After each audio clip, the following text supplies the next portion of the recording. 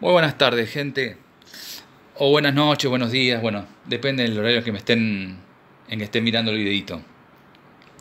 Bienvenidos una vez más a esta guarida del librero. Hoy tenemos a una invitada especial. Este es mi perrita Lucy, que vino a visitarnos hoy. Va a ser la testigo presencial de este. Bueno, testigo presencial en medio de una redundancia, pero bueno, nos va a acompañar. Está medio dormida, está medio pachorra, pero bueno. Igual basta de robar cámara, ya está, era eso nada más. Hoy les traje un filósofo español muy importante que yo vengo siguiendo hace ya unos años, unos cuantos años, que es Fernando Savater. Ya grabamos un video sobre este autor, puntualmente sobre el libro Ética para Amador, que todavía incluso les prometí Política para Amador, ese próximamente lo vamos a sacar. Pero bueno, discúlpenme que no pueda llevarlos con el link o el enlace a ese video. La verdad que no me doy maña para estas cosas, así que soy, nada, bastante inútil para estas cosas. Pero bueno, ya vamos a aprender. Igual lo pueden buscar en mi canal, ese videito. Nada, hoy traje este otro librito, cortito, ¿eh? No tiene muchas páginas. Es un pequeño ensayo. Se llama, como ven acá, Tauro Ética. Siempre con el tema de la moral, de la ética, ¿no? Savater. Bueno, de hecho es especialista en ese tema, ¿no? Estuvo muchos años enseñando, dando cátedra sobre esas temáticas, ¿no? Específicamente en este libro toca, como el nombre lo indica de alguna manera, el tema de las corridas de toros, ¿no? Tema polémico, tema que no es para cualquiera. Si bien cualquiera opina, pero no es para cualquiera, digamos, para analizarlo de una manera más, ¿cómo les puedo decir? Desde la filosofía, ¿no? Es un tema que no solamente atañe a España. En España obviamente que se dan las corridas, pero no solamente en España. Es un tema bastante complicado, ¿no? Donde hay gente muy a favor, hay gente que está muy en contra de las corridas de toros. Por lo general los que están a favor siempre esgrimen esto de que, bueno, de que las corridas de toros es algo que tiene una cierta raigambre, ¿no? De España. O sea, es algo que se viene llevando a cabo durante siglos en España y poco a poco fue construyendo como toda una especie de idiosincrasia, ¿no? De una forma de ser propia del español. Además que, bueno, que está visto como una especie de arte, ¿no? De espectáculo artístico. También influye en la parte económica porque da trabajo a gente que está en el tema de la ganadería, ¿no? Así que en ese sentido, nada. Todo lo que están a favor y los que están en contra siempre aducen el tema de la crueldad a los animales, al toro particularmente, ¿no?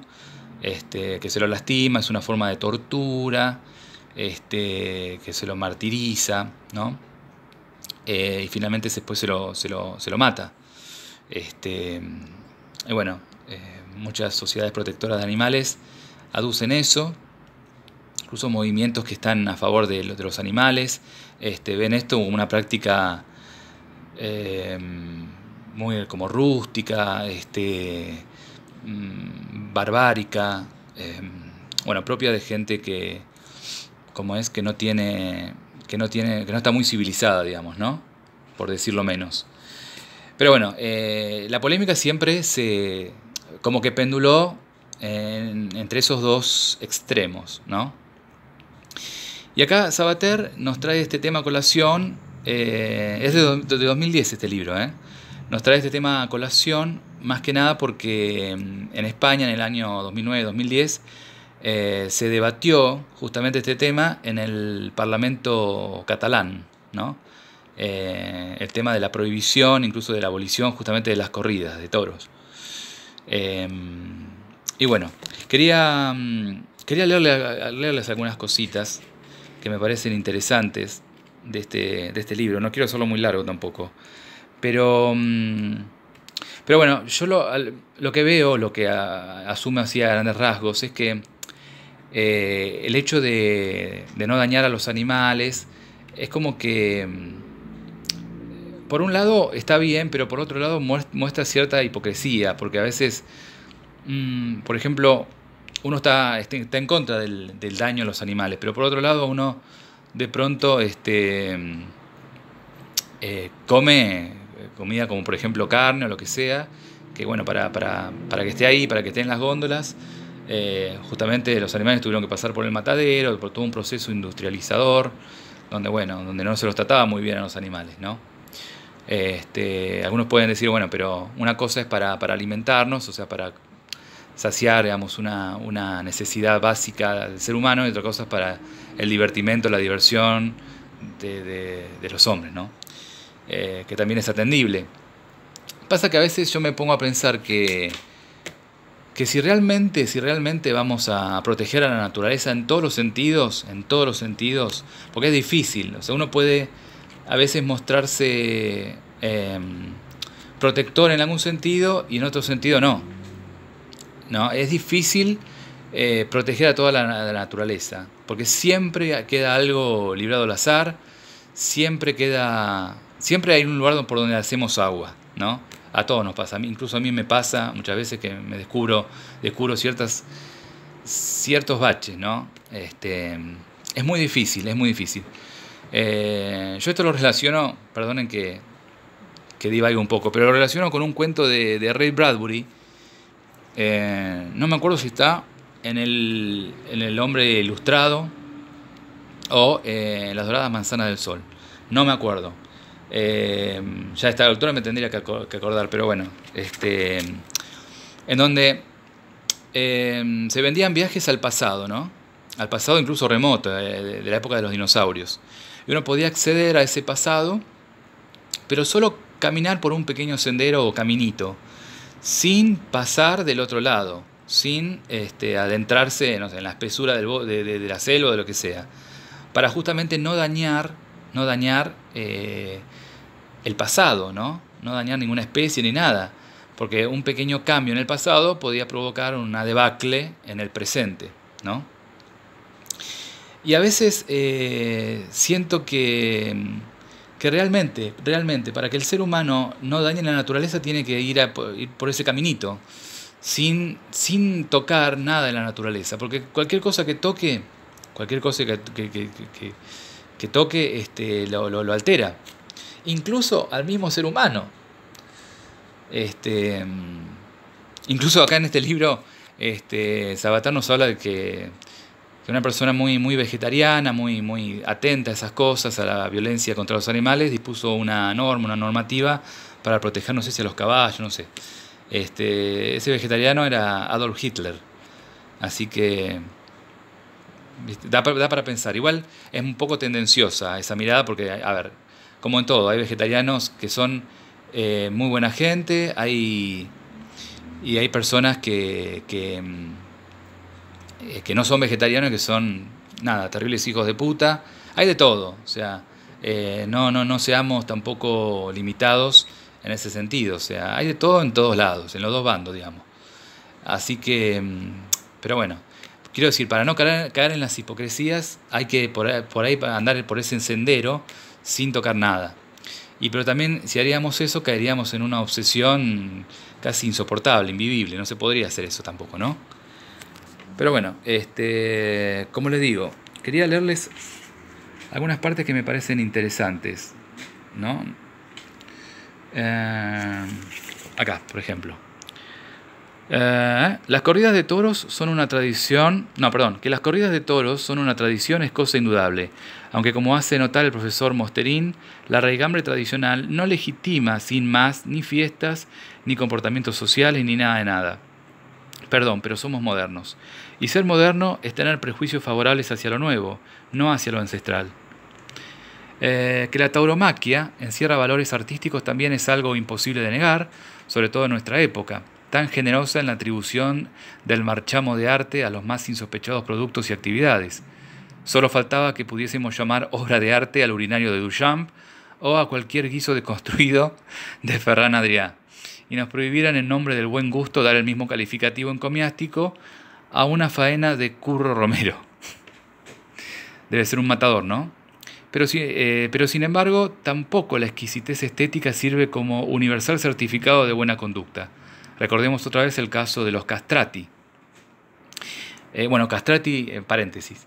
Los castrati era una práctica que se hacía antes en relación a la ópera, ¿no? Se castraba a nenes para que desarrollaran una voz muy aguda, ¿no? Y que sirviera para el canto. Es una práctica que se venía llevando a cabo, que se llevó a cabo durante mucho tiempo, ¿no? A esos chicos castrados, justamente para adquirir una voz celestial, aguda, celestial, se los llamó los castrati. Sigo leyendo. Por su parte, los voluntariosos antitaurinos han acuñado el lema «La tortura no es cultura», aunque en eso también se equivocan, porque la tortura sí que es cultura. ¿Qué va a ser si no? Lo mismo que los misiles tierra-aire o el espionaje industrial. Tema re polémico. Pero podrían haber sostenido que la tauromaquia, torturadora para ellos, es inevitablemente cultura, y sin embargo les parece rechazable, claro, como tantas otras producciones culturales a las que a veces nos resignamos o en otros casos intentamos erradicar. Por ejemplo, de estas últimas, la tortura de seres humanos, por muy cultural que sea en cualquiera de sus formas.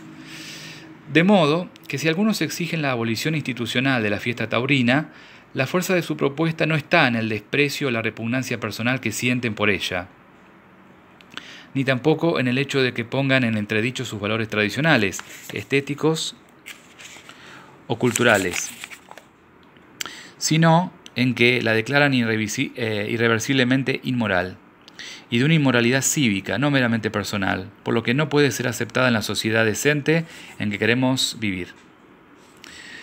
¿Las corridas de toros deben ser consideradas cívicamente inmorales o no? Ese es el quid de la cuestión, ¿no? A ver, vamos a avanzar un poquito.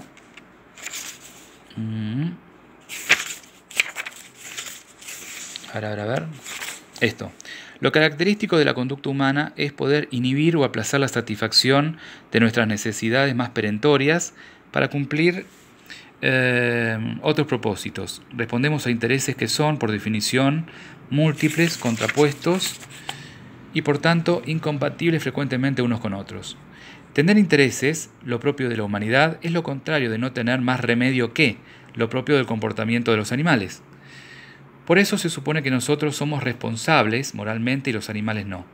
La inocencia y la culpabilidad están ligadas a la conducta interesada, no meramente a la instintiva. Es pueril decir que los animales son inocentes, puesto que no pueden ser tampoco culpables.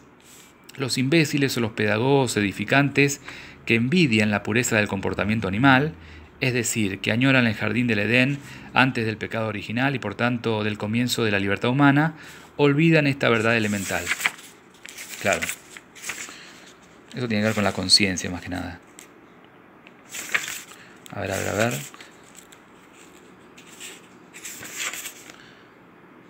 La naturaleza, sea lo que fuere el conjunto de fatalidades que designamos con esa prosopopeya, programa o consiste cacerías, hambrunas, matanzas y aún refinadas torturas, que aseguran a los animales una existencia tan dolorosa como por ejemplo la nuestra, a veces aún más. Hay humanos a los que parece dolerles el dolor ajeno, pero es porque los humanos, se quiera o no, tenemos siempre un ramalazo antinatural. Pocas cosas menos naturales y más ajenas a los procesos así llamados que la compasión.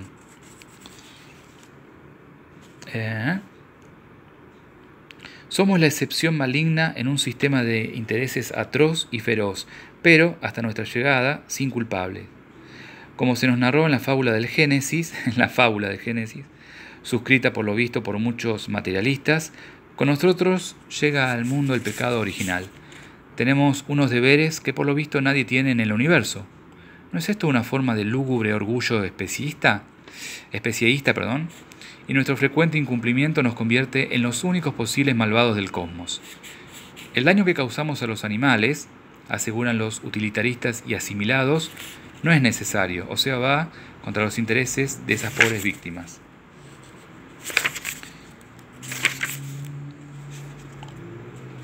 Según la mayoría de los habitantes de los países desarrollados, se han ido alejando de la simbiosis campesina con los animales.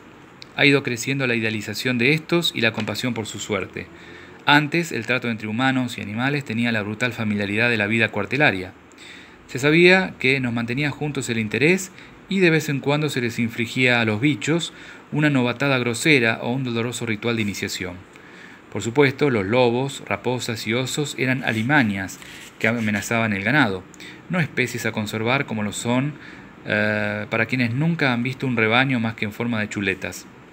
Aún sigue siendo así en los pueblos, aunque muchos de los remilgados citadinos que disfrutamos con el jamón o el chorizo no soportaríamos participar en primera fila en la fiesta de la matanza del cerdo. Ya no necesitamos salpicarnos de sangre. Basta ir al supermercado y comprar una bolsa de plástico llena de lonchas envasadas al vacío.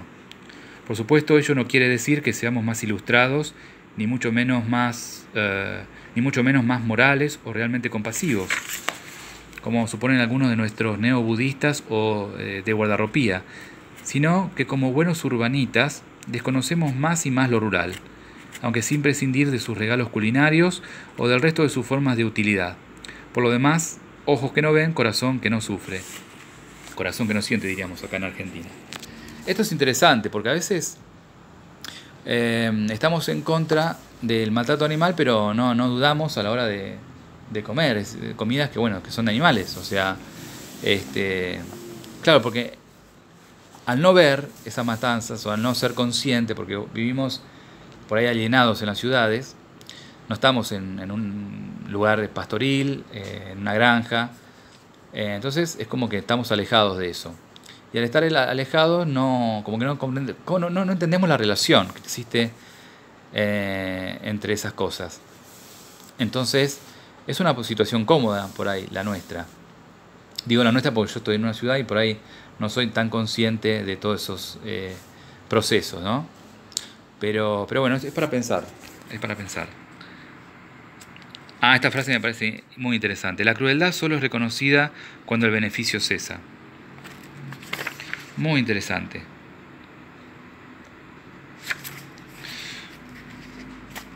Bueno, y quería leerles una partecita acá, porque si no, se nos va a ir muy... Acá reniego un poco de que se haya llevado este tema al Parlamento. Claro que mejor que el debate sea en último término político, pues para eso se lleva a cabo en un Parlamento, que moral, como absurdamente suponen algunos. No falta ya más que los parlamentos decidan qué es moral y qué no lo es. Como parece que había quedado claro en otros casos, por ejemplo el del aborto, el Parlamento no está para zanjar cuestiones de conciencia individual, sino para establecer normas que permitan convivir morales diferentes sin penalizar ninguna y respetando la libertad individual. Ahora, por lo visto, hay quien reclama del Parlamento precisamente lo opuesto.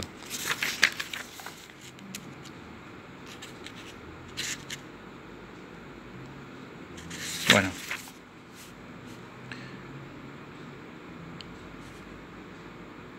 El conjunto de estas disposiciones no revela acercamiento a la naturaleza, sino el predominio humanista de dos instancias desconocidas en ella, la compasión y la hipocresía.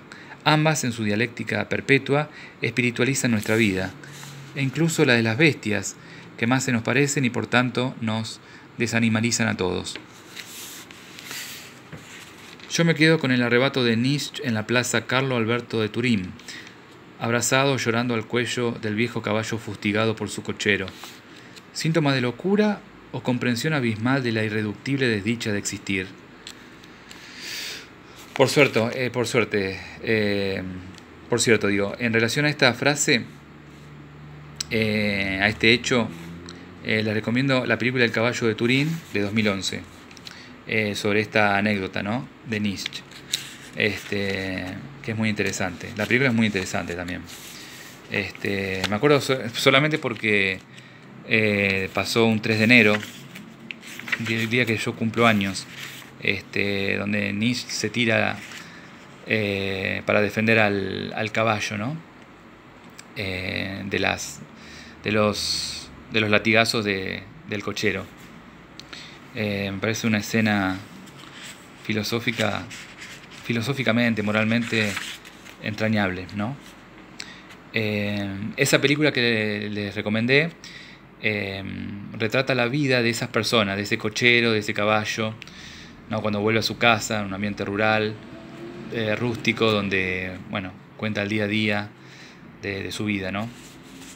Es una película para ver muy despierto, dura bastante, es un poco densa. Esas películas no hay que tener sueño, no, hay que verlas muy despierto y con mucha hambre, porque si ustedes están llenos y medio así adormilados, no se puede ver, es imposible verla. Bueno, quería leerles algo más y ya dejamos. El rechazo de festejos como las corridas de toros es la opción moral respetable de una sensibilidad personal ante una demostración simbólica de raigambre atávica y desmesurada según los parámetros racionalistas comúnmente vigentes. Pero no puede fundar a mi juicio una moral única, institucionalmente obligatoria para todos. También es respetable que, de acuerdo con pautas religiosas o éticas, muchas personas condenen la práctica del aborto, por ejemplo.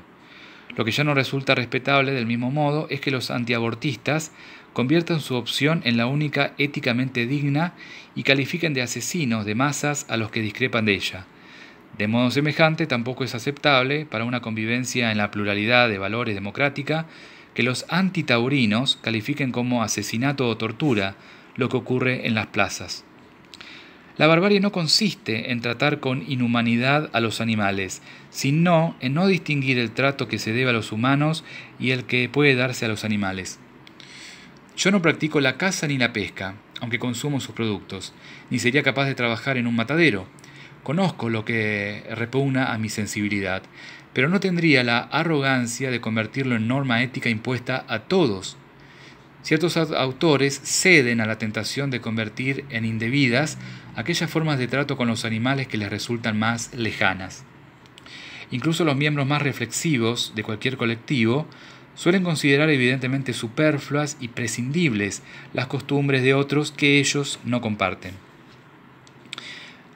No cabe reprochar a los antitaurinos su actitud personal, pero sí el exceso de buena conciencia que les lleva a pedir prohibiciones absolutas.